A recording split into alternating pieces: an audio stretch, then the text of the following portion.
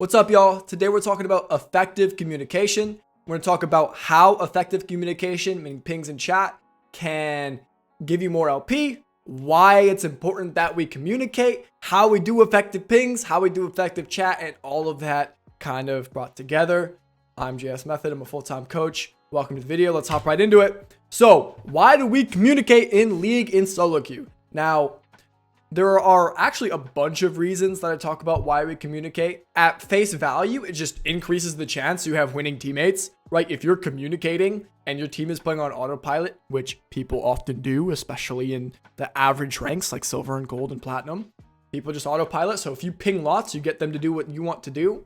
Well, if they do what you want to do, it lets you take on leadership roles, right? It lets you take on more responsibility. And the more responsibility you take on, the more the game is in your hands. And the more the game is in your hands, the better you are, the more you'll win, right? You won't have those games where you lose to bad teammates.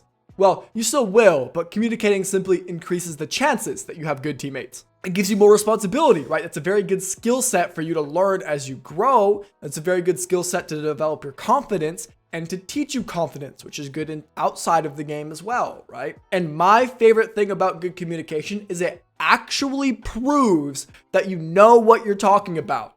I coach a lot of people that in hindsight will be like, oh yeah, well, this is obviously bad. And then I'll ask, well, why didn't you ping it? Or why didn't you type something? How are you going to say, hey, don't do this if you're just sitting there and not saying anything about it? You actually don't know what you're talking about and you're not proving it. You're just saying useless words in hindsight, right? You can see I wrote down here, prevents cope in hindsight. It illustrates your intent. And intent is incredibly powerful because intent shows you what you're thinking about, and that's how we improve. And it makes reviewing your games 100 times easier because through what you're communicating, you can tell what you were thinking. Like in this example, it's a screenshot I took from one of my games. You can see Kane is ganking my lane. You can see I'm walking from bottom and I ping on my way very close. And I ping multiple times like this. And this does a couple things. It proves that I'm thinking about Lux and that I'm thinking about coming back and killing her. It shows good information for Kane. He knows I'm coming from this bottom side, especially because he can kind of see this arrow. He can see me, he can see that I'm right here. So he knows that he should not push Lux up. He should kind of stay on this side of Lux so she gets pushed down, right? And it proves that I'm active and I'm paying attention and my brain's in the game, right? Oftentimes, if we're not pinging, it's because we're not paying attention, right? And it can be a sign we're on autopilot. Okay, so let's talk about what pinging effectively looks like. Here are all of the brand new pings that we got, not counting the vision pings. Basically, there's a couple of fundamentals to pings. The first one is the more confident you are about a play, the more you have to ping. Like quantity is king. The amount of pings you throw out on the map is the most important thing. Be loud and be confident. If you know that your lane opponent is going bot lane, pinging one Mia ping in the mid lane is really bad because first of all, people don't even hear one Mia ping, right? People block that out. Second of all, it doesn't say where she's going. It doesn't say what you know. It doesn't say how fast she's going. It doesn't say how urgent she is. It doesn't say how threatening she is. But if you do two Mia pings mid lane, and then you do two danger pings down the river, and then you do two recall pings on your ADC's head, that is incredibly clear. It shows that you know where your laner's going. It proves your intent. It shows that you're paying attention and that you're not playing on autopilot. And it gives incredibly highly valuable and accurate information to your teammates, right? It shows them, hey, my lane will be there. And if you don't move back, you will die. And you give that information to them and you let them have it, right? You kind of cover your bases. Now, another example of this would be like pinging objectives. One of my biggest pet peeves is when I tell somebody to ping Baron and they'll hit tab and they'll ping the timer and the timer will pop up. I hate that. It's so useless. Nobody sees it, right? Chat is so little. People learn to ignore chat because people are so toxic. Nobody hears it. It just makes a tiny little sound, the chat box sound. Where if you ping on my way to the Baron and you ping assist me on Baron's head and then you ping assist me on your jungler's head, that cannot be misconstrued. So make sure you ping lots.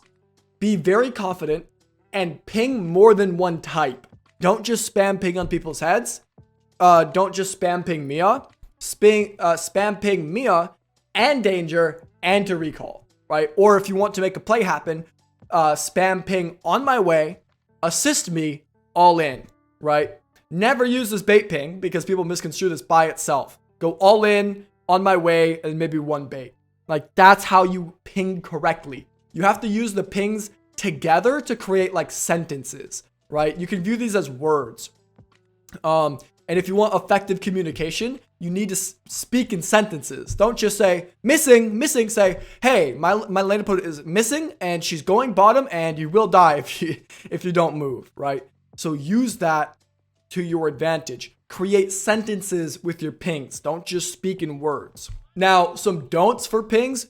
Don't be toxic with pings, right? That tilts people. That will also get people to mute you or to just ignore you. Right? If you spam ping Mia on somebody's head 6 times, they're just going to say, this guy's an idiot. He doesn't know what he's talking about. And they won't listen to you for the rest of the game. Right? Or they might just mute you, which, so don't be toxic with them and don't micromanage people. Right? Now, this is a point I'm going to bring up again, but you really want to stay away from telling people what to do through micromanaging them. You don't want to spam ping danger on somebody's head. You want to ping the enemy ult and then the enemy missing and then the enemy danger to say, hey, they have their ult up and we need to be careful. If you just ping danger, people are going to be like, don't tell me what to do. You don't know what you're talking about. And they're going to die to the thing that you were trying to ping them away from.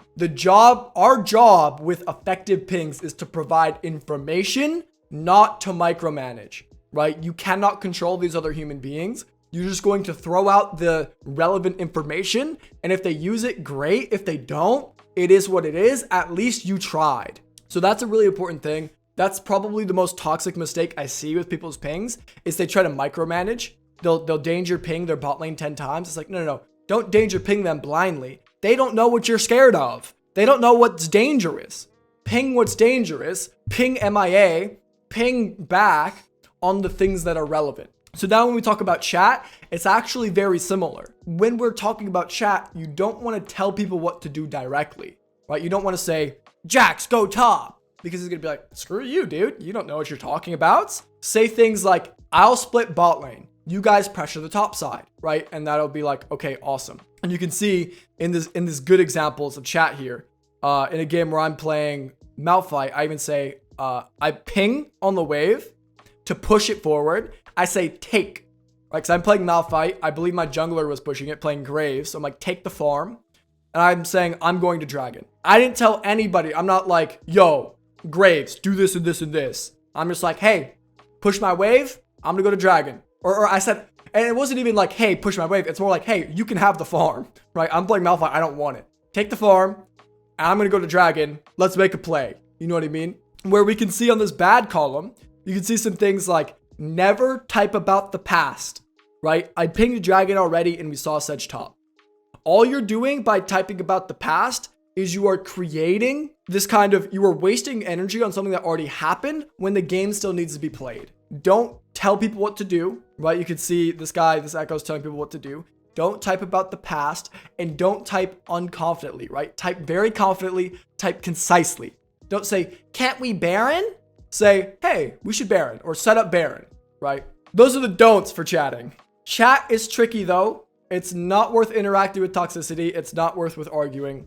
And the biggest thing about chat is to keep it simple, right? I'm actually I believe that you can use chat to kind of increase your win rate or increase your chances of kind of having good teammates, but you only want to put basic macro calls or basic reminders and basic timers in chat, right? Like timing flashes, that's a good thing.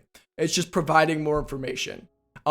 Saying, me go drag, also a good thing because that lets your team know, first of all, Dragon's coming up. And second of all, their frontline Malphite is there, right? Or a lot of the times I'll play TRYND and I'll say, me bot. As in, I'm going to go bottom and split push. You guys do whatever you will with that information, right? Or here you could see another example is Amumu pinged the Dragon and said, we need, right? And this is someone completely random. That's a really good way to communicate, right? He is really telling us that this Dragon is important and, let's go for it. So with chat, you want to really keep it simple. With pings, you actually want to be complex with your pings. So they're kind of the opposite, right?